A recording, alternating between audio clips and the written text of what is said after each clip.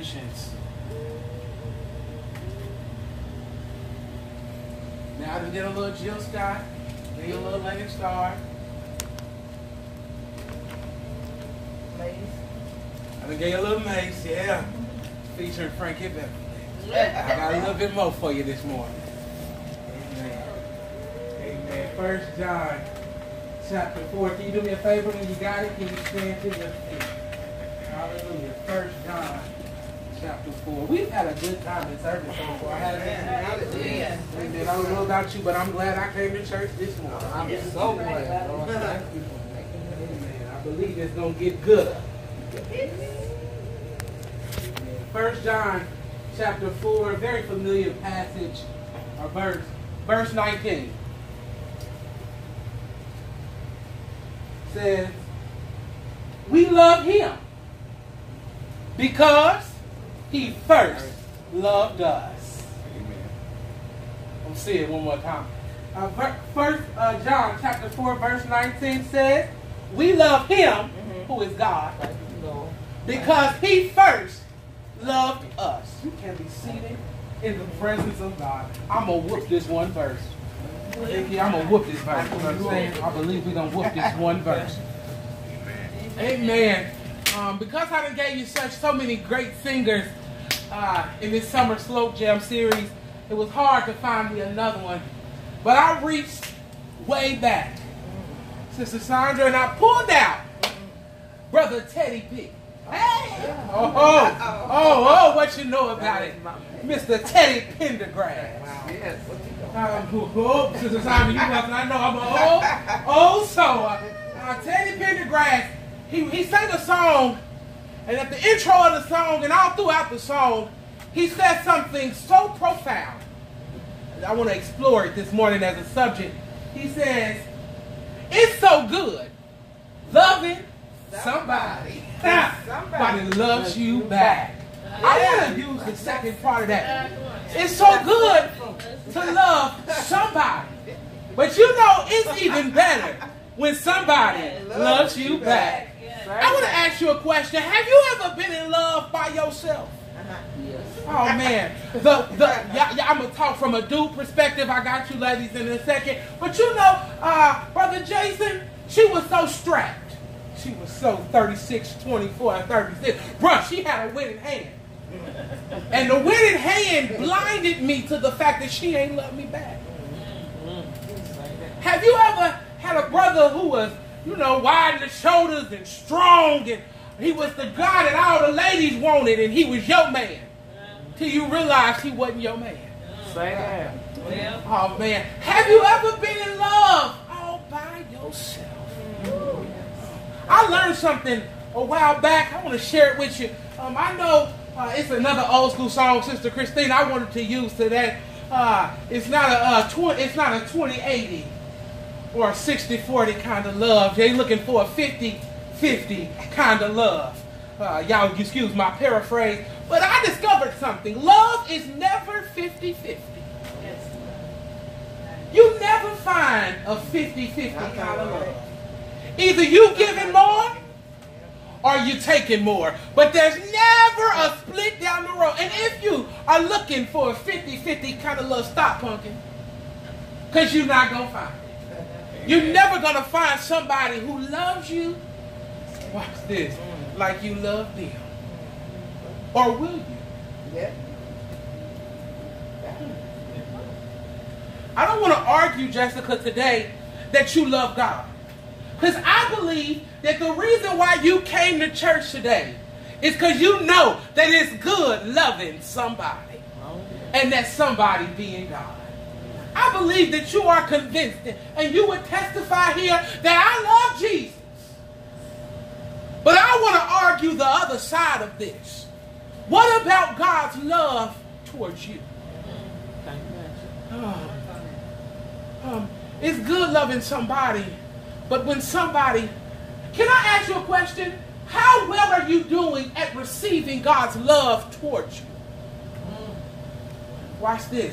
It's really good, Jason, to know that you can pour love out. It's easy for you to give love.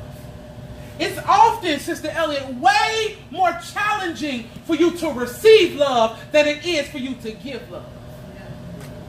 In the era that we live in, I know we live in a lot of takers. We live in a big taker society. There's a lot of people gathering a lot of things from other people. But when you truly understand the depths of God's love, it's so mind-blowing that it's hard to receive.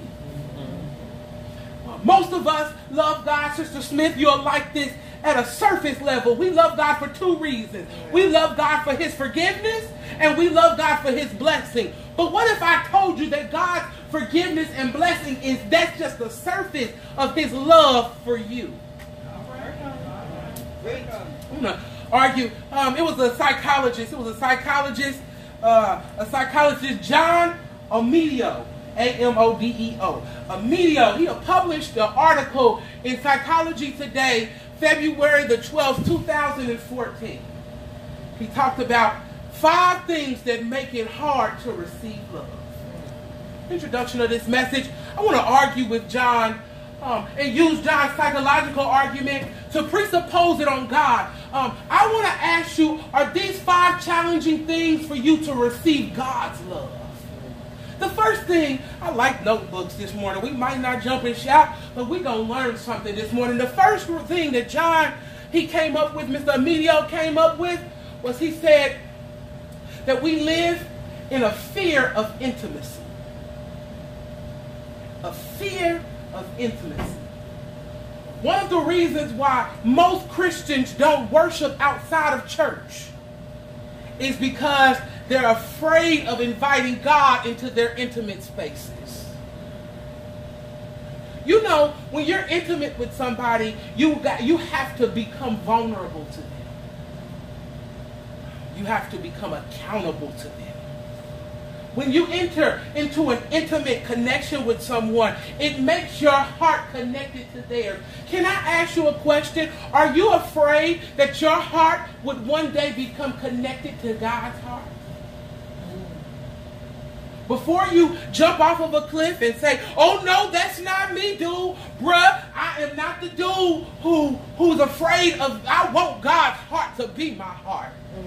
That's real church and real cliche. But can we be honest in here? There are some days you don't want God's intimacy. Just leave me to my devices. Oh, y'all gonna play church with me today, huh? Y'all gonna play with me today. I don't really want to be real intimate. I don't want to be intertwined. I don't want to be close. I don't want to lift my hands. Today, God, I just want to be angry. Watch this, because sometimes my intimacy with my flesh is more comfortable than my intimacy with God. Can I tell you, watch this, in the fear of intimacy is also the fear of doing what you haven't done before.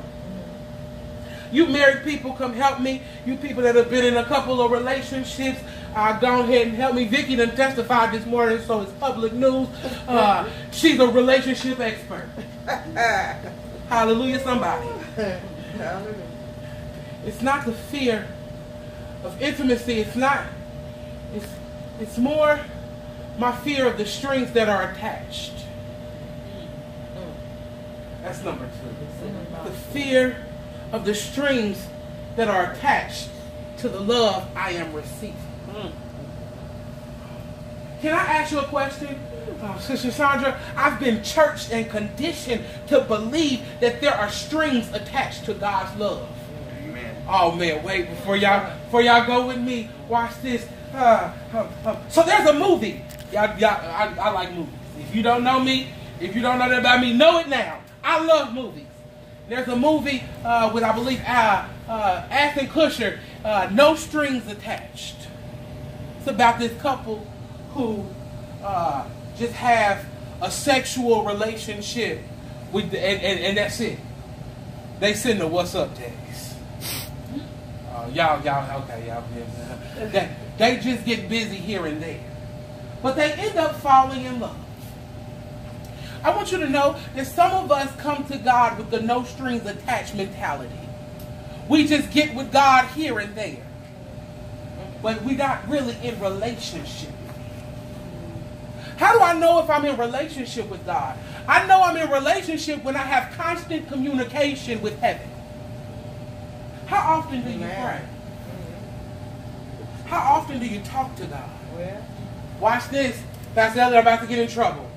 Not just how often do you talk to him, but how often does he talk to you?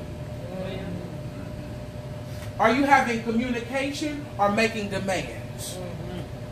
Most of us, we don't have true. Watch this. We have trouble receiving the love of God because we're so busy giving demands that we're not open enough to receive the love He's trying to give to us. Say that.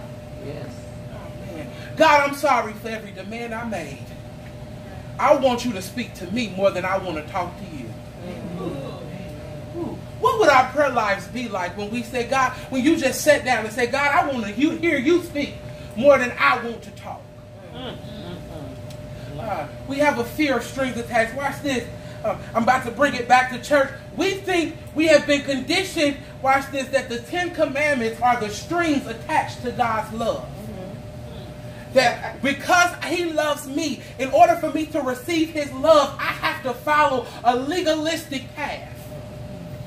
In order to receive God's love, I must be holy as He is holy. Watch this. But can I suggest to you that in order to receive God's love, you don't have to be holy as He is holy? Watch this. Because His love for you is not predicated on your effort to live right. Come on, please. Oh, let me prove it to you. Let me prove it to you. You ready? Because this is real. There's somebody going to be mad watching this YouTube clip right here. Watch this. Because after all, if you could be holy, you would have been holy and He wouldn't have had to die. Say that. But if you can't be holy, then He must not require, watch this, holiness out of you. Watch this. Hold on, let me finish it. Because He requires holiness. Holiness is still the standard. But watch this. I'm so glad that His blood covers where I'm not holy so I can be holy. Now, so watch this. My holiness is not predicated. His love toward me is not predicated on my legalistic holiness. His love toward me is predicated on His love toward me. Thank you, Lord. Oh, I'm going to say it again because you got to catch this. All right. His love toward you, it should not have strings. It does not have strings attached to it because He loves you just because He loves you. All right. Amen. Yes, He does. Not because you, watch this, not because you so smart, not because you so fine, not because you got a grip of money, but He loves you without any strings attached. If you walk out of this door and you should fall into deep sin, He still loves you just the same as He does today. God's love does not have strings attached to it, but some of us struggle to receive God's love. Yes. Because how could He love me and I have strings? Work on it, Pastor. Thank you, Lord. Let's see. How can you, that's 2, let me give you 3. You struggle to receive God's love because it means you have to let control go. Watch this. When I'm in love with somebody, Pastor Elliot, testify with me here. You're a good husband, which means that there are times you have to curtail to what your wife's demands are. Say that. Because you're a good husband. Sister Elliot, you're a good wife. So there are times when you have to curtail to what your husband says. Not necessarily because you want to. Watch this. A part of being in any relationship, watch this, not just marriage, but friendship, family. Every relationship requires that you relinquish some of your control. Some of us struggle to receive love from God because the love from God, once we let it in, it begins to control us. Watch this. I'm going to use some Bible here. I've been wanting to cuss a couple of folk out. Y'all pray for me. I talk for a living, so I can say some words to some people, and it'll hurt them, and I know it will, and I have to catch my tongue. Watch this. And Sister Sandra, because I have let His love into me, the Bible says that the love of God constrains me. Oh, you got to understand what it means to be constrained. What it means to be constrained is I'm in a box, and I want to reach out but I can't. But God. I'm in a box. I want to open my mouth, but God. I can't. When you let the love of Christ and you have truly received it in, I want to text and get back, but I can't. I want to make a Facebook post because they got me, but I can't. Watch this. Oh, Brother Jason, I know that the love of God has now pushed way down into my soul because I want to hold a grudge towards you. I want you to suffer like you made me suffer. But the love God is constraining me. It's holding my hand back. It's keeping my mouth shut. And some of us would rather get vengeance than to have the love of God be received inside of our hearts. Jesus. Some of us would rather get even with those who have wronged us than to let the love of Jesus Christ resonate in my soul. But can I tell you a secret, and then I'll move on to the other two. The secret is simple.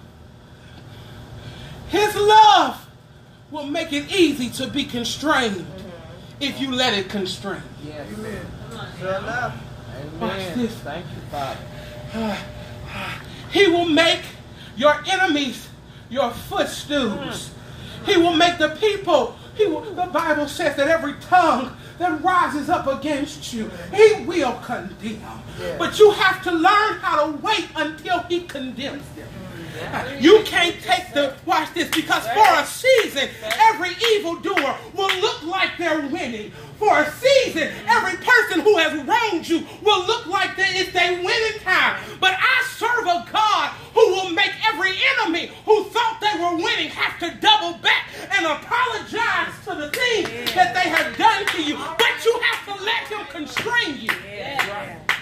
Because if you mess up and get out of the way, then he can't do what he said he would do. That's right. Because you've already gotten your victory. Yeah, that's right. Oh, can I stay here for 2 more seconds? I feel my young person in the room, and I just need to encourage her. There's some people who have done some things to me that are god-awful, that I can't even talk about in this sanctuary. But I need you to understand something, that every one of those people are now strung out on drugs, and now messed up mentally, and now and have all kind of social issues. Watch this. And I'm not trying to act like I'm so high and mighty, but the Bible declares to touch not my anointing and do my prophet no harm. And anointing and prophetic has nothing to do with this office, but has everything to do with who he made me to be. That's right. Oh, somebody in here needs to know. Y'all know you want to go to the brown bag on them. I know you want to tell them what you want to tell them. But if you would be still and know that he is God, eventually he'll prove himself to them too. I'm the living witness that when you let the love of God control you, he will make you bless people you used to hate.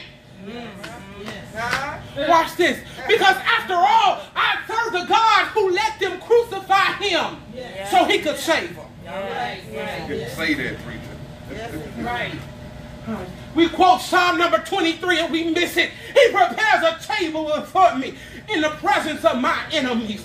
What you need to understand is that the enemy is coming to the table to eat too. And I want my enemy to eat because I want them to see Jesus like I see Jesus. Because if they hadn't met the Savior that I hadn't met, then they wouldn't have acted the way they did. Thank you. But that's when you get the love down in your heart. But you have to be open to receive the love of Jesus. Come on now. And you have to be open enough to let it control you. Amen. Yeah.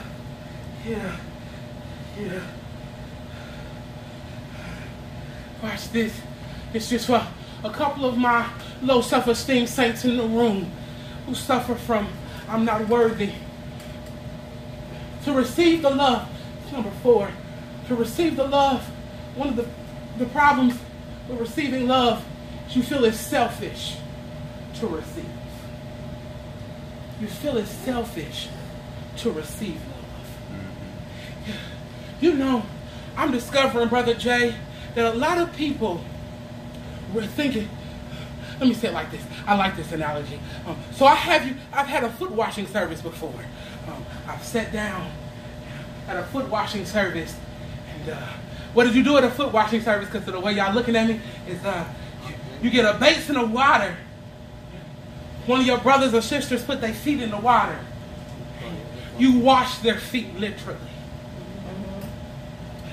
Can I tell you, it's really easy to wash the feet of somebody else.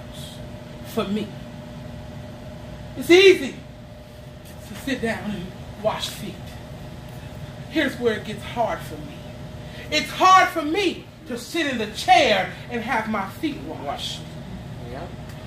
It makes me feel uneasy on the inside. Watch this. Because my self-esteem had been impacted by life. And I thought that I shouldn't be receiving, I should be giving. Thank you, Lord. But I need somebody in here to take a moment. Watch this. A moment for self-preservation. A moment to restore. A moment to pour in. And love yourself enough to receive it. Yes. It's not selfish to let God minister to you. Minister Price, you pour out in worship. There needs to be some moments in your life when you cut your phone off, when you tell the people, no, I can't do that today. I'm going to take some time and I'm going to let God fill back up what I have poured out. Can I ask you, is there any Christians in here running on empty, about to, watch this, car about to run out of gas because you've poured so much, but you have not taken a moment to let God pour in? It's not selfish. It's in order. Oh, I'm going to say it again because I like it. It's not selfish to let God pour into you. It is in order. Bible example here. Elijah got underneath that juniper tree in 1 Kings chapter 19, I believe. He got under a juniper tree. He was ready to commit suicide. He was suicidal. He was suicidal because he had done, God had used his hand to do great things, but he was empty. He had not taken time to get in God's presence because he was so busy doing what God called him to do. Watch this. Sister, Minister, Reverend, don't get so caught in the call that you miss the relationship. That's good right there for me.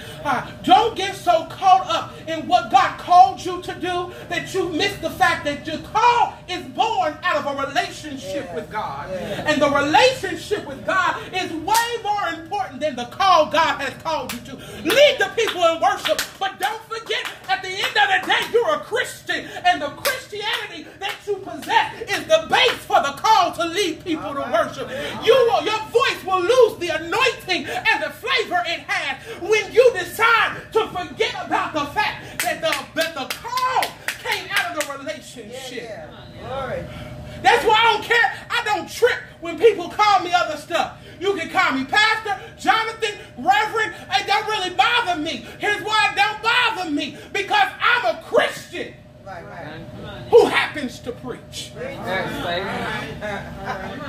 When you put it in perspective, it helps us to understand that it's not selfish to let God love you.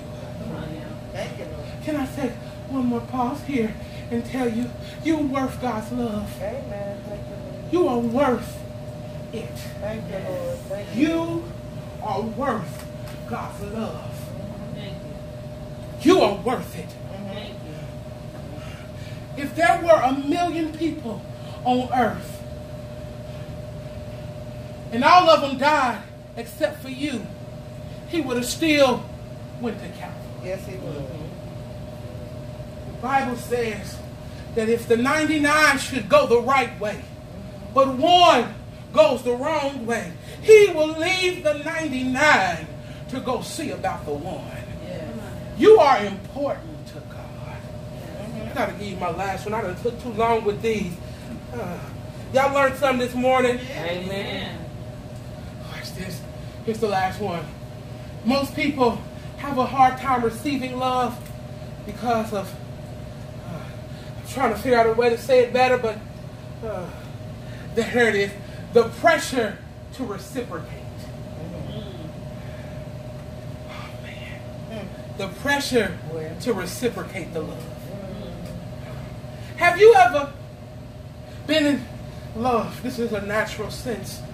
Have you ever been in love with somebody who loved you better than anybody you had ever loved before? And you have to, watch this, this is the beginning of every relationship if you ask me. You have to spend the night wondering, is this real? Oh, y'all ain't gonna do this with me. Y'all ain't never met an old slick talking Willie before? Yeah. Bruh spent a whole lot of good game for the first 6 months. Y'all better know it in here. He had your mind and seeing stars. You was at your desk and work couldn't even work because you was over here thinking about old slick Willie. You was driving down the street, almost ran the light just thinking about how he make you feel. You on the phone telling your girlfriend, I can't come over today because he said he was going to take me to the movies. You didn't tell her it was $1.50 though.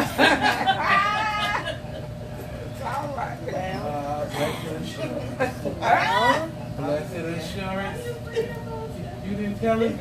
You ain't tell him that y'all was meeting at McDonald's and sharing one shake. You was so in love, starstruck. Watch this, because it all seemed so intense.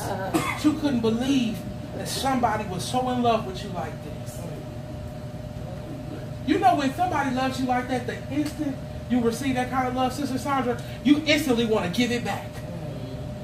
That's every human. It's a human nature. So when you receive great love, you want to be like, oh, I got to do this for them, and I can do this for them, and oh, I can do this for them, and yeah, I can do this for them. Cry later. And cry later, says the relationship expert. Hallelujah. But she ain't lying. But I need you to understand something. God is not looking for you to reciprocate his love to the degree he gives it to you. Thank you, Father. Whew. That's it, Pastor Elliott, because you can't. If you were given 10,000 lifetimes, you could. All right. Tell the truth. So can I tell you to take the pressure valve off of your relationship with Jesus and let Jesus love you completely? Yes. Thank you, Lord. I'm about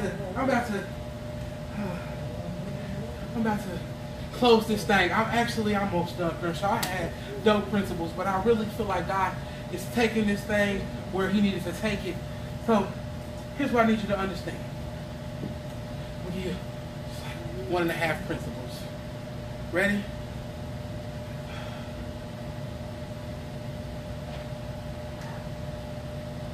My love for Christ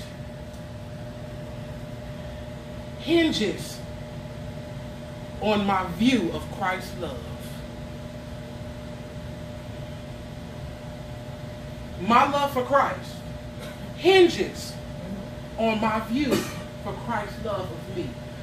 1 John chapter 4, verse 19. I told you I got to smack the verse a couple of times.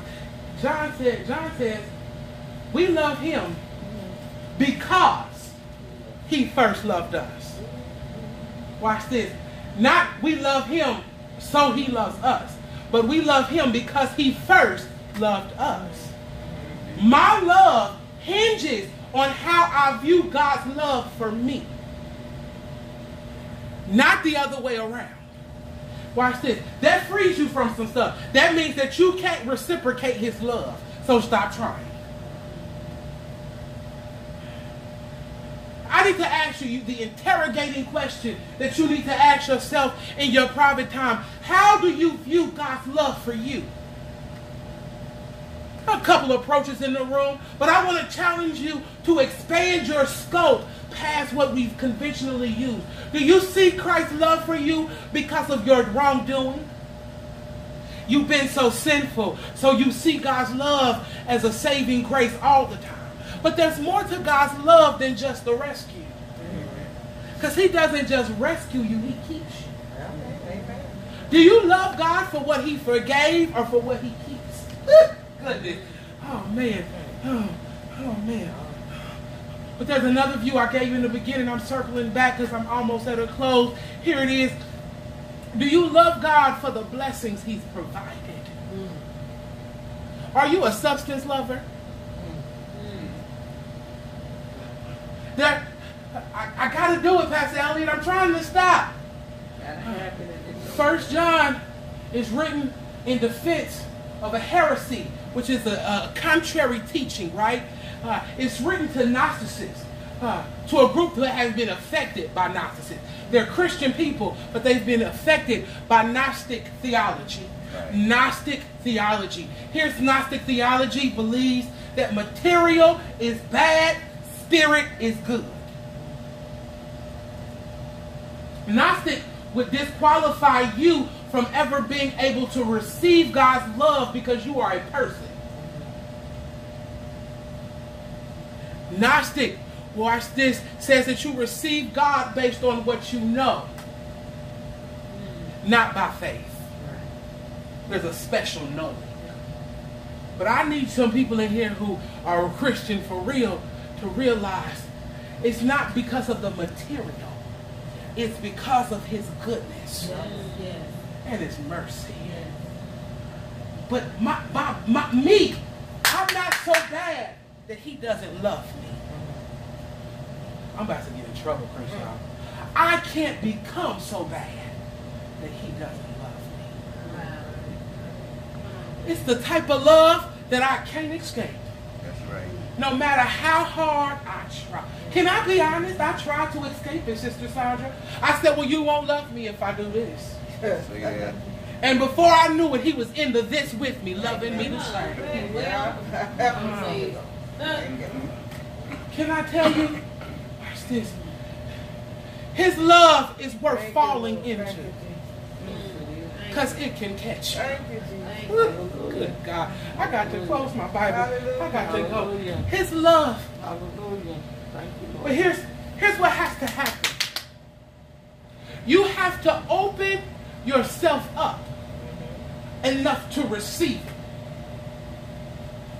God told me to tell some of y'all, this ain't for everybody, but there's a group of people in here, I suspect it might be why you came to church today, who need to know that you need to stop trying to do and learn to receive more.